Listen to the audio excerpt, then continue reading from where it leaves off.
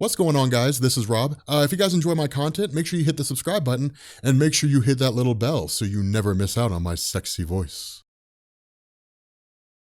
Okay, so we are finally covering Brian Azzarello's Batman Damned, or at least the first part. This is actually the first of the 3-issue series. I was talking to Sal over at Comic Pop, and from what he was telling me, this is a direct sequel to Brian Azzarello's Joker, which gets me even more excited. If you never read Brian Azzarello's Joker, it's amazing. Oh my god, dude, it's like one of the best Joker stories ever told. Like it's pretty badass, and it's pretty solid. One of the coolest things about it is it's actually told from the perspective of like a low-level guy, and about like the mystery and intrigue surrounding the Joker, how crazy he is, and all that kind of good stuff, how like general criminals see him, and so on and so forth. And of course it includes the Joker, Batman, so on and so forth. But what this does is this initially picks up with Batman basically being like picked up in an ambulance and literally being whisked off after falling off a bridge. Hence the reason the sequel to the idea of it being, or I guess the idea of it being the sequel to Brian Azzarello's Joker. Now, the cool thing is that we get this kind of like narration that goes on, you know, life and death and so on, walking into the light, whether or not the light really exists and different things like that. But it's kind of crazy because while this whole thing goes on, like people are kind of flabbergasted by the fact that it's the Batman, right? Because that's one of the things to keep in mind. When it comes to Gotham City, Batman usually doesn't get picked up by ambulances, right? Like the Batman goes out, he does his own thing. If he gets injured, then usually it's like Alfred or somebody who gets him and takes him back to Wayne Manor, back to the Batcave. And of course he gets whatever treatment he needs. Hence the reason why having Alfred is so beneficial, because he's a field medic. But one of the guys goes to basically like cut off his mask, to remove his mask under the auspices that, well, they need to be able to treat him. And then of course they also want to know what his ID is. Now, of course, this leads to Batman waking up and incapacitating the guys. And he basically just like lands in the middle of a city street. And it's kind of nuts because this goes into like how the average person views Batman, which is actually really, really awesome. And different writers have interpreted this different ways. For example, if you go and you read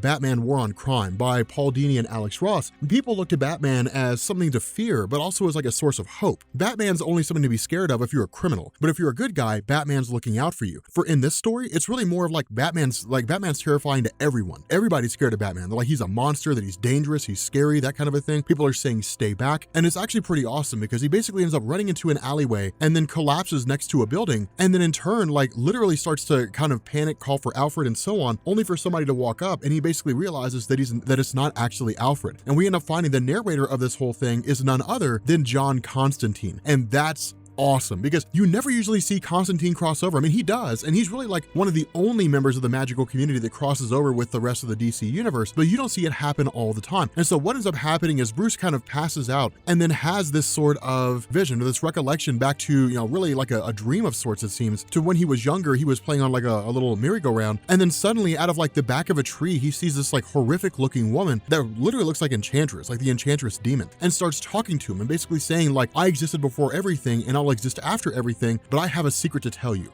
I have something that you need to know, kind of playing mind games with him. So the idea of him being like, or at least experiencing demons when he was younger, being possessed, something along those lines, is actually pretty awesome. And so from here, it basically picks up with him kind of meeting with Constantine and Constantine going on and talking about a few things, but it's somewhat cool because they talk about how there was a body, quote unquote, discovered in Gotham River, but the body is John Doe. He hasn't been identified yet. At the outset, they basically say like, it's the body of the Joker. You know, the Joker's been found, but there's also be reference to another body later on, but Constantine's joined by Deadman. Now, for those of you guys who don't know, Boston Brand's kind of weird, you know, when it comes to his role as Deadman. Boston Brand was originally a guy who was murdered, and his role is to search throughout the world looking for his killer, which I don't think ever happened, hence the reason why he still haunts the world. But he can like take over bodies, different things like that, you know, inhabit the bodies of living beings and so on, and then interact with various people. It's kind of weird. I want to say that there was a point in DC Comics where you had Hawk and Dove, who were lovers, I think. Like Hawk died or something like that, and then like became the new Deadman, and then inhabited the body of somebody else, and then actually tried to like get it on with Dove. I can't remember. It was something weird. Like it's a weird thing. I'm not really familiar with their history, so don't hold me to that. And if you're more familiar, post in the comments to let me know. Let me know how that really went. But the other half of this is it also switches over to Thomas Wayne. And this is kind of an interesting situation because the way this seems to hint is that Thomas Wayne was approaching like prostitutes or something like that. Like, yeah, he's got Bruce with him. And the woman's saying things like, well, if you want to spend time with me, you have to leave your son or something along those lines. And his response is, well, my son goes with me everywhere I go and that kind of a thing. But Bruce starts leaning over the edge edge of this bridge and almost falls to his death. And so it's kind of interesting because it's like one of these things where if I were a betting man, I would argue the idea here was to say, well, it's Bruce Wayne overcoming his fears, essentially. Like Bruce Wayne faces death in the face all the time. Like he looks death in the face all the time. And it's just one of those things that he always endures, that he always deals with. It's the nature of what it means to be his character. And so from here, it picks up with Commissioner Gordon talking to basically like a vagrant, it would seem, about some crime that had recently taken place. But the vagrant's kind of losing his mind, rambling on about how like it was the devil who did it, that it was a monster of sorts, and that committed this heinous act, and this homeless guy saw everything unfold and all that kind of good stuff. This is where Brian Azzarello really shines, because what happens is you have Constantine basically narrating this whole thing. And Constantine begins to ask the question of what's the point of Gotham City? Like what's the point of Batman? Does God even really exist? And that's why these things are kind of cool, is because when you look at Gotham, by and large, it's like the worst place to be, save maybe like Bloodhaven. Bloodhaven might be a little bit worse, mostly because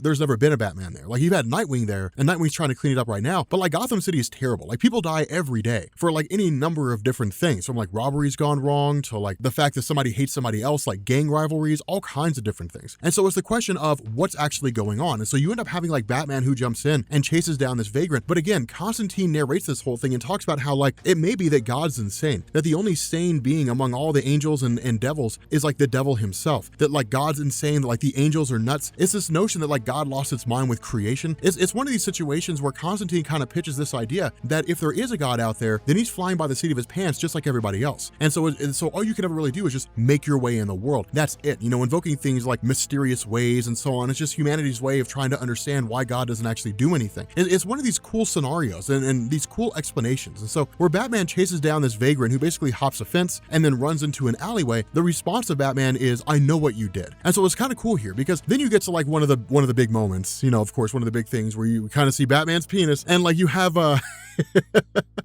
you have him in the Batcave and basically running like a body scan on himself to see what kind of damage he might have, lacerations, cuts, different things like that. And then he starts to chime in on the bodies of the John Does. And you of course, the Joker being one of those, the computer scanning the medical databases says none of those IDs are known, because of course we don't know the ID of the Joker, but that the location of the Joker's body is unknown, and that it's not in the hospital, which begs the question, where in the heck is it? And so that's why things get kind of bonkers, because from there you have Batman who's almost kind of like tormented by the Batman concept, because when he starts going through, he starts hearing a voice in his head that says, well, maybe check your head, and then he sees, of course, he looks around, he sees Batman, he's terrified of it and falls to the ground. And so the idea seems to be here that like Batman killed the Joker. Like that seems to be the notion of what's being hit at here, is like the Joker's dead because of Batman, because of what Bruce Wayne did. And so that's why things get kind of bonkers, because from there he actually goes back out onto the street again to find out what's going on with the Joker himself, why he's not in the hospital. And so visiting various people, going and kind of spending time, and it looks like he's got his Patches Malone identity on, or at least that kind of seems to be the case. I mean, he's really more of just like a vagrant, dressed as a vagrant at this point. But there's actually Zatanna, which is kind of cool, and it's a whole different take on her character. Instead of her being like this magician who puts on like magic shows for the enjoyment of the public in order to, to give them what they want, which is to say the belief that magic doesn't exist when it actually does. Instead, she's basically just like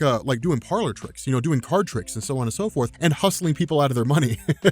It's basically what it is. Like Zatanna became a hustler, which is kind of interesting. But then Boston Brand reappears and starts jumping from body to body, warning Batman, there's a conspiracy against you. There are people out there that are hunting you down, that are trying to find you, and that are trying to commit particular acts against you. Now, none of that stuff is really expanded on by him. None of it really goes anywhere. And that's a crazy thing about Boston Brand, is that he doesn't actually reveal any information to Bruce. He just kind of says there's a thing going on. But notice that what you end up having is Bruce Wayne basically being like invoking all these different magical entities, these angels, demons, and so on and so forth, which kind of makes sense. I mean, he's like the devil of Gotham. And so when you're talking about a guy like that, the demon of Gotham City, it makes sense that like even if only on a metaphorical level, he kind of belongs to that part of DC Comics. And so where he approaches Zatanna and says, look, there's a guy that I'm looking for. Have you seen him at all? She flips over a card and says, you're looking for the Joker. And so that's why it gets kind of bonkers, because you basically have this whole thing where like he kind of has like a flashback to himself as a kid. And that's when you end up realizing it's not really a dream of something that didn't happen. It's a dream of something that did. And like when he has this dream, when he's in his bed, kind of having this flashback, and he looks over into the corner, that demon is more or less sitting there and basically says like, I have things to show you. I have things that you need to see. I have things that are important important. Like, I can show you how not to be afraid. And so it's almost as though like Batman gave in to like the devil, gave in to like the inner demons of himself in order to become the person that he was. It's kind of twisted, but again, the hunt is on for the Joker. And so where the question is, where Batman,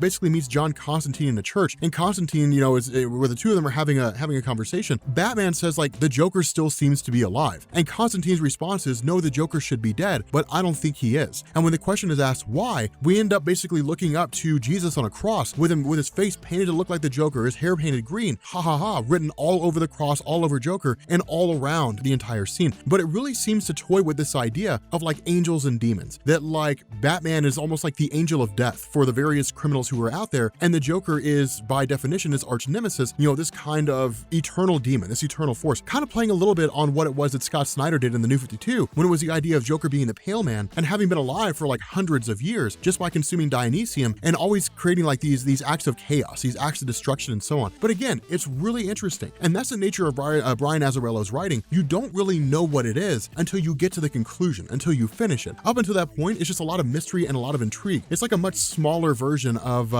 like Jonathan Hickman's writing or something like that. But it is cool, and I'm very excited to see what happens next. But with that being said, guys, we're gonna bring this video to an end. If you are new here to Comics Explained, make sure you guys hit the sub button to become part of the Rob Corps. If you guys enjoyed this video, make sure you drop a like, and I will catch you all later. Peace.